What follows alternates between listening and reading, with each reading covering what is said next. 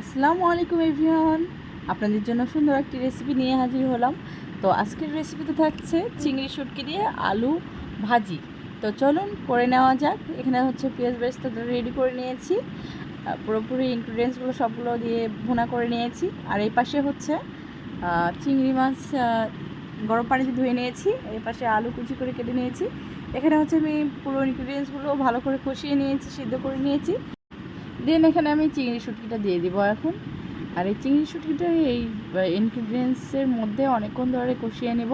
তাহলে চিংড়ি শুটকির যেই শুটকি একটা ঘ্রাণ থাকে, সেই ঘ্রাণটা অনেকেই সহ্য করতে পারে না, সেই ঘ্রাণটা চলে যাবে। যাই হোক, অরিজিনাল চিংড়ির মতো একটু স্বাদ আসবে। তো আপনাদের সঙ্গে এই রেসিপিটা শেয়ার করার মানেই হচ্ছে শুটকি প্রেমীরা তো অবশ্যই ভালোবাসবে। তাছাড়া যারা শুটকি খেতে পছন্দ করেন না, তারাও এই শুটকি ভাজিটি খেতে পছন্দ করবেন। তো যাই হোক, এই রান্নাটা করলে আপনাদের পরিবারের সকলেই পছন্দ করবে। এখানে কয়েক মিনিট চিংড়ি শুটকি দেওয়ার পরে কষিয়ে নিতে হবে ভালো করে। তাহলে এই সুন্দর মানে শুটকির ফ্লেভারটা যেটা আসবে, অনেক সুন্দর, খেতে মজা লাগবে। তো এখানে আমি কয়েক মিনিট কষিয়ে নেব।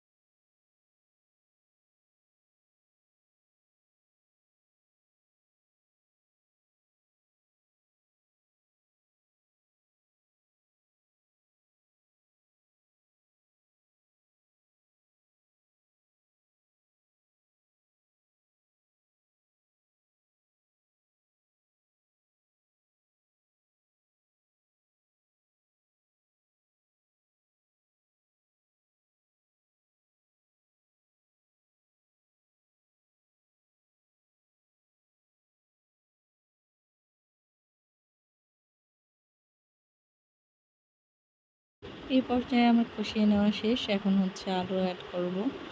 ঝুরি করা আলু এখানে অ্যাড করতেছি। এখন এটা পুরোটা আবার কষিয়ে নেব।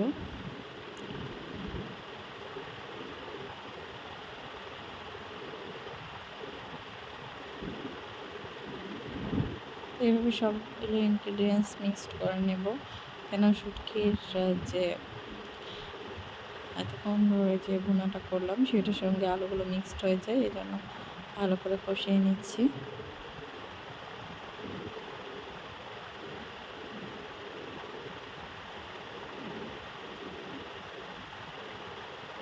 আর এই তেলটার মধ্যেই অনেকটা ভাজা ভাজা ভাব আসবে।